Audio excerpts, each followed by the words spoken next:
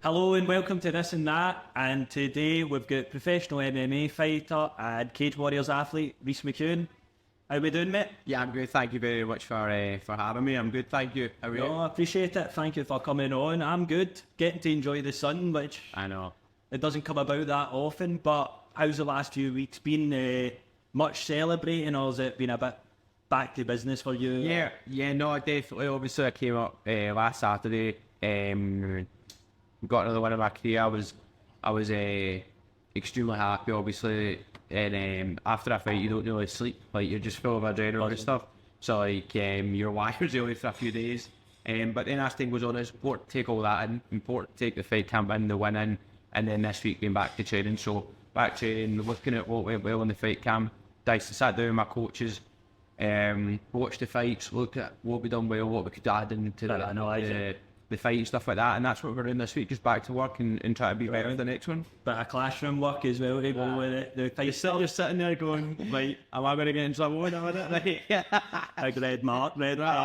Yeah, that was good, but no, I'm joking. No, it was good. It's good to dissect the fight, good and bad. There's always, no matter what, I've had fights 40-second finishes, 90-second finishes. I've had 25-minute fights. Yeah, there's always something to improve, whether it's from that fight or it's from the training camp. So definitely, that's a great way to look at it anyway. And as I said, you've got to enjoy that one. Yeah, because you're focusing on that day. So and enjoy the food that you've been. You get to enjoy that time as well. I moved out last year, and you don't see my mum or my siblings or your friends. Yeah. Like that. So I try to use that week to try and catch up with the people that have basically said I'm getting over there for week. Yeah. So so it's been good, and now it's back to work. It's good. Back to work then. So we'll touch on Cage Warriors 176 then, as you say. Great to get back into the winning column. Yeah. How do you think the fight went then? As you say, you've spent a bit of time analysing it. Is there anything you pick out that you think you could work on? Or obviously fresh out the fight. It's quite comical now looking back. Like after go back to the corner, I was like a wee bit frustrated that I never put my way a wee bit sooner. Yep. But one of my coaches, Dean, as I said to me, like, he's like, get that frustrated face off you. Like, you're here to win. Yep. And that's exactly what I've done. If you look at the performance, there's moments that we could like change about it, of course. But the idea and the game plan was very simple for that guy, to be honest. And after my last technical session on fight week, I took up my note to myself, and I typed all my notes out.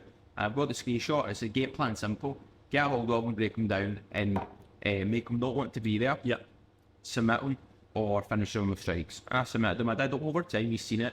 It's round 2. He was like, you definitely wore them out. I could feel it, and I went for like the rear naked choke, and I went for the guillotine. And the reason why I committed so much to guillotine is because I could hear like gargling, and I thought this is on. Yeah. And then when I was attempting the rear naked choke with feet, I didn't feel that same fight. And at that point, I never even got like the grip tightened on my bicep or anything. And I was like, I know I've got you here. So I think for me, that's good cage time. You've wore yourself down. You've probably done an experienced guy. Yeah. And you've basically dominated the fight. So I came out with no injuries whatsoever. So even better. No marks. Fresh. Woke up the next one happy, carefree, but focused on the next one. So yeah, that's it. That's great. And obviously, I would probably say you are the best supported at the event. Definitely, you had a great crowd with you.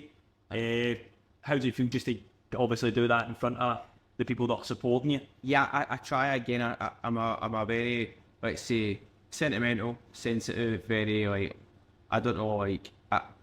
grateful person. Yeah. I need to take. You need to make the most of comments like that and moments like that, because like at the end of the day, I feel like these comments where it's like having the biggest supporter, having a big fan base, or having a huge circle of a network of people that are behind me. I think that's really important to highlight, because especially at this point, I came off 2 losses, right? So see as an athlete, I accept that you're not the new shiny toy anymore, like in general. Yeah, you can quite easily. There's on to the next one. I accept that can happen. But what happens when I face any piece of adversity, whether it be pulling out a fight or losing, or even winning when I'm not happy with the performance? Like, I've got a lot of people that care about me as a human being, and I think that's really important. It's so nice that you highlight that. That was commented on by a lot of people on Saturday night and last Saturday, and the fight before that, and even Newcastle last year in November. It was like we were in Scotland. It's happened before in Manchester, Cardiff, and even London. I fought a homeboy in London. My second cage was fighting. He was like, "What's going on?" I came out first. And he said to me after, he was like, "I think you're cheering for the wrong person." He said, and then when I walked out, I realised that you had the huge support. So yeah, the support that I've got is amazing, and for that to get touched on again is just absolutely magnificent. I always screen record these parts, and I try and send it to support family and friends, and be like, thank you, because it takes a lot to give up your Saturday night, your weekend, buy tickets and whatever it may be. Just be invested in me. I really do mean that. So it feels well. Brilliant. And just talking, I'm actually interested myself.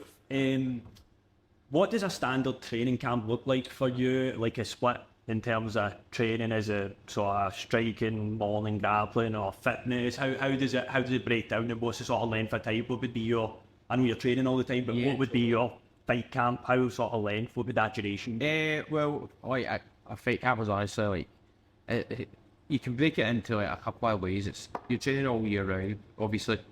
But I guess a fight camp really is the whole year, right? But the whole year's periodised into you peaking towards a certain day. So, for instance, my last fight was 20th of April. Prior to that, we called it a 19-week fight camp. Okay. Because I had 19 weeks from you're fighting on this date. All right. A lot of people, that's a bit overwhelming, but that 19 weeks, and then from the 20th of April, you're fighting the 7th of September. When I knew I was fighting the 7th of September, I think it was 13 weeks. Yeah, 13-week fight camp. You've got a date that you need to peak towards.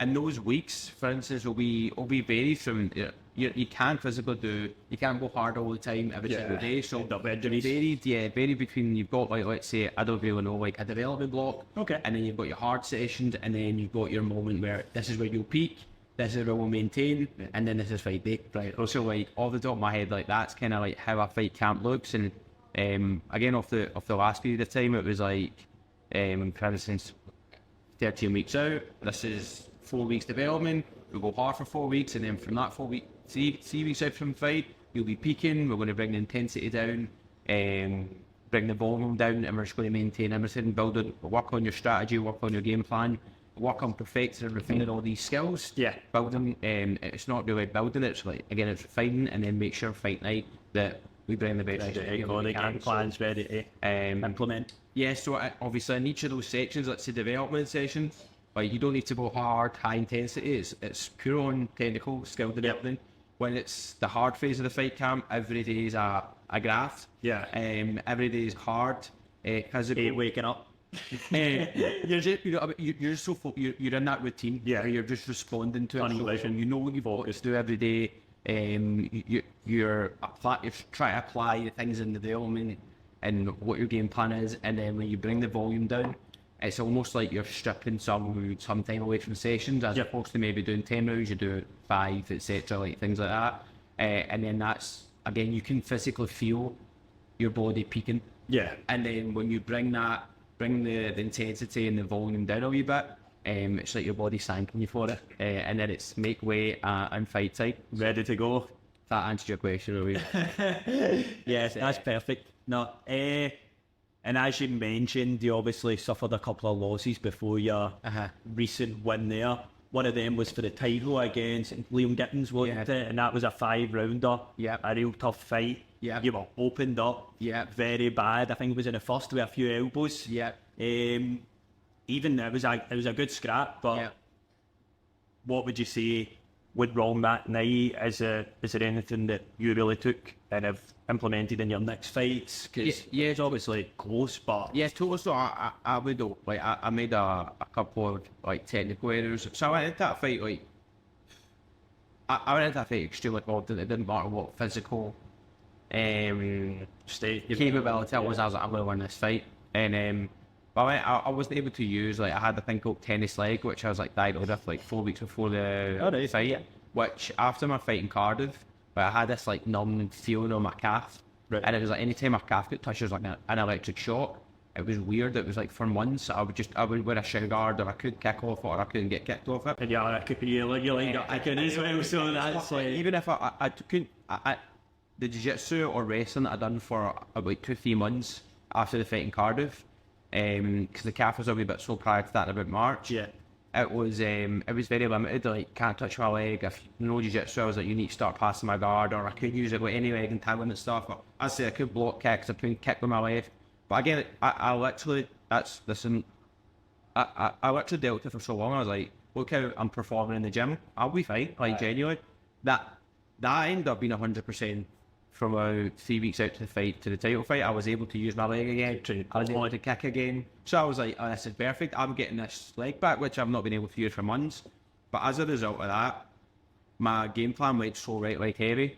So if you notice in the fight, like I was like throwing like right straight kicks, right keeps the body, and because it's all I could really use when I was using my legs. That's what got me caught. Yeah. And he came out fast as well. And I landed the first one, and that's just experience for me. I seen him wins, which you're in a fight, like, and I thought, that's it, he's fought it. And I get caught him on my back. Another technical error I made, my back's against the fence, I'm looking for an armbar. Yeah, the armbar might have been close or whatever, but in the exchange of the armbar, I've not covered the elbows, these land a couple of elbows, and then I'm covered with blood. So then that's another technical mistake, 2-1. Dripping with blood, and it was nasty. The third one and the final one, which is most important, is I've got another 20 minutes to fight. Yep. So that's not bothered me. None of that's bothered me. What bothers me is Mark Waters looking at me, and I'm like, because I don't know what this looks like. Is it? So I'm like, and I just remember thinking, I remember looking away, like, please don't make eye contact with me. Don't take this fight away from me like this. And he's like, you're okay. Yeah. So then I've lost composure a bit, like, because you're more thinking about that. So that's in your head about risking that. Yeah. So the composure of this fight's get stopped to I'm back in. Now experience of you like maintain your composure. You've got another 20 minutes to fight. Keep your then I was chasing the fight. That's just experience, which then costed me in the Cameron L fight. So I was like, I put plenty of time. Yeah. No, you don't. It's 15. 3 rounds as well. Yeah. So, but yeah, I took that again. Look at me when I got dropped off Cameron L's like I maintain my composure. Yeah. You obviously get dropped, but you didn't look ridiculously hot or anything like that. I was straight back. It didn't like just one of the ones. So yeah, that's I learned that in the fight, and then but then you obviously going 25 minutes to 15 minutes, it's different, but it's fight to fight. Yeah. Several islands in those losses because you were all as well. Then you got the time and I fought like 25 minutes and then a 15-minute fight. So brilliant. Yeah. And on a more positive note, looking to the future, is there anybody in the roster at the moment that interests you, and how close do you think you are to fight for the title again? It's funny, I got asked about like the title picture after our post-fight interview in Cage Warriors, so just being honest and open, I've only got one win in the last 3. Yep. That was my 5th win in Cage Warriors, which is obviously impressive, and I'm very happy with that. So for me, again, I don't really care who's next. Like, I just want to. I'd ideally like another fight in the end of the year. If I can't get that, I can't get that. Focus on what I can control, which is training. So yeah, I just another fight, and then just again from experience, I signed to Cage Warriors. I was like, I want that belt. Everything was like belt, title. And the story does consume you. Yeah. Not consume you, but you're like. Every fight is a fight to the that's what you're working for. And it's not thinking about steps, you're thinking about the ultimate goal. Who's next? What does that fight do for me? What does this? And then you get to the bell and you're like, I've got it. Who's it against? It's this guy, that guy. I just need to focus on myself and go fight. Take every fight as it comes. So, that's how I say that. Make the most of that fight. Every fight has its own narrative, every fight has its own story, every fight has its own chapter. For me, it's just making sure that I'm the author and I'm in control of that narrative in that fight. So I don't really care who. I get a date, I'll get an affordable plan for it. We'll get by them and then we'll go for there. And outside of the ring, you're a busy man. You've got your own coffee company as well, don't you? You're an ambassador, for Man On and Not Played. Yeah, that's right. Tell me a bit about both of them, and also what else do you like to do in your downtime? Yeah, so I'll start with like the last one, which is the ambassador for mental health, suicide prevention charity, Man On River Clyde. They're an amazing charity in River Clyde in Greenock, where I'm from. Yeah. And they got in touch with me after my Cage Warriors debut. Before I got signed to Cage Warriors, I lost my first pro fight, and I spoke about it in interviews and stuff, how emotional I was and how I was really affected. It did really affect me. And after my Cage Warriors debut, like I got a letter of recognition from Parliament from my MSP, like just to congratulate me on like basically like the achievement of signing a multi-fight deal with Keith Warriors. I was like, oh my goodness, like this is incredible. And off the back of that, man, I replied the owner Chris Paul, like he got in touch with me saying like, look, we're trying to break the stigma of men talking about mental health. Yeah. How do we do that? We get like look at Tyson Fury's and a very masculine, tough sport. Yeah. But then he let his guard down and he spoke about all his issues and his only personal life. It definitely resonated with a lot of people, and obviously see somebody more like him doing it, and for every sort of normal guy there, that think it is okay, it must be okay. So and it is honestly, it's okay not to be okay, as they're saying. And they said, look, would you like to be a young person's ambassador for the charity? And I said, absolutely. If you think I could be in a position to help, and then I absolutely will. And I wear that role on my sleeve. To be honest, I'm really proud to be that. And through the role, like I've been in schools, I've been in mall school, I've been in other schools, talking to young people, talking about like some mental health issues or battles that I've had. And try to encourage them to like speak up, and I don't know, try and make a positive influence at all. Like this big bad scary case fighters, like you can talk about your feelings. So if someone feels that you're in a position to help, then you should try and try that if you can. No, I love that. And then with Corner 2 of a coffee business, again that came about in the pandemic. One of my sponsors, Grant Huxton, digital marketing company, Boyd Digital, just came up with that. He came up with an idea to like have a Reece McEwan branded coffee to like friends and family to like support my career. That I couldn't fight or compete during the pandemic, and then before we knew, like cut a long story short, but before we knew it, we were getting orders from people we didn't know. Really? He said, we're getting really feedback on the quality of the roast and the coffee. He's like, so it's up to you how you do it. We just kind of like keep it with friends and family, or we turn it into a business and a brand. And I was like, how do you do that? He says, I'll take care of that. And then he set up a business in my name and stuff, and I'm extremely grateful for that. I guess I'm a business owner now. You know, the businessman and fighter. No, I'm not joking. I've got a business degree. I do actually have a business degree, but that was all Grant. That's the brain behind the idea. Yeah, he wants to put a brand. He wants to put my let's say on stamp on it or something. Yeah, he wants to put my morals and my everyday kind of like attitude in life of constantly improving, hard work, training into a brand and a business. And that's what we've done, and it's again that just kind of runs as a byproduct of my career, and it doesn't take up a lot of time. And Grant's idea behind it was it would only add value to your athletic career and as an athlete, and that's exactly what it's doing. So if anybody's looking for coffee, get in contact here on the other sleeve. Thanks for pointing those out. I do appreciate that, but brilliant. And to finish off this wee section before we go into this or that, can you build me your perfect MMA fighter? We'll start first with striking. So isn't it the best striker? Best striker in any promotion, doesn't matter where. Who would you do? Right now, this is the base you go Alex Pereira. Yeah, my left hook. Decent ties, the left hook. Yeah, we'll go with that. Right, we'll go Pereira. Grappling. Habib. It's hard done. You can't go past him. Who's ever went by him, you know? I know. I stopped takedowns. Who's bringing them all down, you know? I know. He's unbelievable. The Dagestan, he's absolutely incredible. Oh man, I know. Somebody called me something like not lately, but before the weight, the Scottish Habib. I was like, do not insult him. Do not insult him. Do not ever publicise that, because I do not deserve to. You want to get the beard, get the wee wig, that's it. I don't know what that's what I'm saying. Get a couple of spots, but a plaster on it. Stamina. Who's got the best conditioner? Reason to buy is better. I was quite a good one, but stamina. Who does not get tired? Who breaks their opponents? You probably have to say like a Habib or a Marab who just he just breaks them down. They're not the same person after. There'll be other people that strikers like cut forward as well. Like to an extent, Sean Strickland and stuff that are just constant. They're just the pressure that's but their pace and their pressure, Yeah. unique gauge, like the likes of like, like it's got to be like a Habib, like. you're doubling up on him, doubling up on him. Reese's advice in Marab. It's just what they do. They put it on them, and There's no minute of rest. no, fights. it's basically the one they don't look. So I would go with them. There will be other ones, but that and Bob. Right, perfect. Chin. Oh man, Chin. Who's got such a good chin? Who's never? Max Holloway's never been knocked out, has he?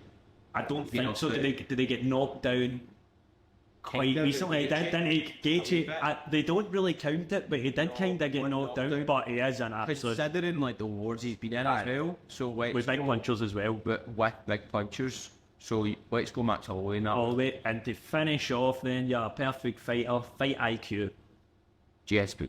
GSP. Yeah. Maybe I know that fighter there. I think you've built a pretty good fighter there. Yeah, you just outsmart. So that was his unique edge, wasn't it? Yeah. So that's what separated from everybody else. Why he's considered one of the goats, eh? Oh yeah, absolutely, of course, absolutely. He's definitely in the top 5, isn't he? Yeah. And anyway, there's an opinion. So And we'll finish off with this wee section here, and just to finish off, we'll have a wee this or that. So I'll give you 2 options, and you tell me which one. This or that. see the fighting ones, you watch back, you go, how did I forget that fight? You're going to laugh. How am I did that? But what about, and then you always, you see when you're watching it, but you're like, how's that guy forgot that? So, you're going to text me later, lad. By the way. Edit that. Yeah, nah, Right. that. We'll start this off then. So we'll go still game or in betweeners. Still there. Still game.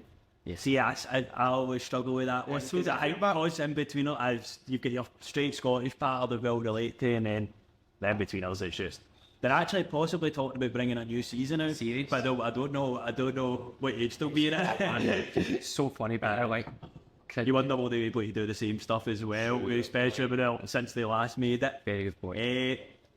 See, you like Dragon Ball Z, so Yeah. Gohan or Goku? Gohan was the son, wasn't he? Yeah, the son. Son, Gohan the quieter one in here. Yeah, that's right. Yeah. Jiu-Jitsu or kickboxing? Jiu-Jitsu. So, UK music or US music? UK music. Yeah. In particular, Oasis, Jerry Cinnamon. do you get Oasis tickets? No. No, Did you? I actually didn't try getting any. Like, I do like Oasis, but I wouldn't say I'm a massive fan. Like Yeah. I like probably a couple of songs off each album, so I'd feel like I'd be just jumping the bat. It's not that I wouldn't go. If anybody wants to offer a ticket out to the 2 years, you know what to send it. There'll be some coffee in it. Well, you're within Oasis, it wasn't Gaelic, I know Gaelic as well. Jerry Cinnamon's a fun one because I trained in Wales. Yeah. And the boys kept playing Jerry Cinnamon, like Brett Jones kept playing Jerry Cinnamon. I was like, why you play Jerry Cinnamon? He's like, he's Scottish. Right. And I wasn't really a Jerry Cinnamon fan. And it was going to Wales, it made me a pure Jerry Cinnamon fan. Right. Yeah, it was fun. Yeah, it's crazy how that can You happen. came out of Canada as well, did you? As well, so it's a good one. Action film or comedy film? Oh man, that is a hard one. I like a good laugh, but you got to go with an action, something that grips you. That But I do like a wee comedy. any films recently that you've? Oh, this is where my mind goes blank. Is I've struggled to. I don't think there's been anything good released in a long time. You used to get constant films released. anything with Denzel Washington or Samuel L. Jackson. And it's a new Gladiators coming out Yeah. as well. There's a Samuel L. Jackson movie I actually just watched. Is it in Scottish Christ? Aye, We watched it. I couldn't believe it. Was like, it's like Samuel L. Jackson, and the next credit was John Hannah, and I'm like, not a I chance. watched it after my wedding in the house, and I was just like, "This is so weird." He's just kicking about all these Scottish. It's just, I know, it's just, Right. it was actually quite good. I mean, but but But yeah, no, I do love a reaction film. To be honest, if you watched all the films, I actually watched a lot of films lately. But I can't even. aye, it's going, yeah. Any film we need to just go a good one in it. And he's obviously just won the belt, but who do you think wins a fight between Merab and Umar? The Magomedov, that kid he nearly says his name. Talk about Magomedov. this year. Umar's got it. No, doesn't it? Umar Manab, that style. Anyway, from Dagestan, really. Yeah. Umar and Manab. Umar's still unbeaten as well. Like he's third in the rankings now or something. So Yeah, totally. I think it would be quite active. It would be a tough matchup. Two people that are. I'd love to watch it. I just go Manab just because he's a bit crazy. I mean, just I would just love to watch Good value in it. Yeah, it's good value. He's chatting to Conor and that. But I mean, what? That's a good fight. Not appeal. It won't be appeal to the eyes. I know that. Yeah. The casual fan. But for me, I probably love that. To be honest. You're a grappler, you'd appreciate it big time. Oh, we just like holding. They're just holding each other. I'm like, oh, this This is good. this is great. I'm like, Get hankies in. I know. People are like, this is boring. I'm like, no, this is my style. It's great. It's exciting. I'm joking, but let's go with Murad. Right. What? Because he's his story's so inspirational. Yeah. The lost first UFC fights. He wasn't even like the guy that Dana was watching. He basically the guy. he'd be the guy who was watching and ended up getting brought in. Yeah. 290s at 13 or something, 11. Yeah, he's not a 30 fight win. Aye. Fight was too crazy. So yeah, let's go Murad. Would you rather have a yacht or a private jet? Private jet. Would you? Not really a fan of yachts. See, I think I'd go a yacht. I don't know why. I'd still go for it. You can still cut about, you can still cut about in business class and jets, but you just can't own it. So you can only own one of them. A private jet. Private jet. Private jet, yeah. I'd like a private. Imagine just like what you do is I just fly somewhere. Oh, thinking about the carbon footprint and that. Think about that, you know what I mean? I think you'll be in the paper, I'll be Taylor Swift. No, I don't know. So you would go yacht? I think I'd go yacht. I don't know what it is. But I've always had a thing for it'd be fantastic. Oh, it would be absolutely. Neither of them would be good, right? But Yeah, I always came out the Premier League thing with all the managers and Roberto Mancini. He's sitting on his yacht over it. I'm going to say it, so I don't know what it is. But he's just sitting. And that looks so. it just looks so good, doesn't it? Yeah, private jet would be up. It'd be good. Oh, we need to turn the nose up in any. Oh no. PlayStation and Xbox. So I had a PlayStation, but I always wished I had an Xbox. Secretly, all my pals had an Xbox, And I was like, oh, would it be different? Why? See, I was the opposite. I had a PlayStation. Everyone had Xbox Live, and that was popular. And I just didn't have Xbox Live. I don't know why. The wiring could never work. The wire was too far away from the room and stuff. And I could live one of the original sort of Wi-Fi dongles before it was all wired, and it just never worked. I was like out in the cold. I'm still playing split screen with my wee brother at the time, and everyone's online. But I'm a PlayStation loyalist. So I was PlayStation Dad's fizz. I've never got another one.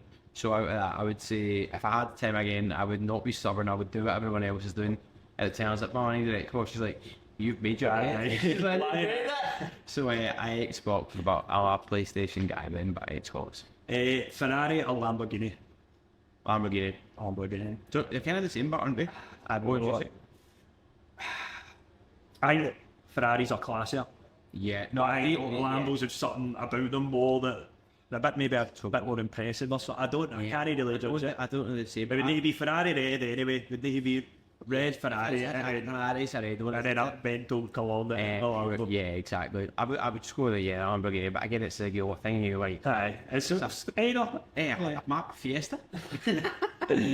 And to finish off, legacy or money.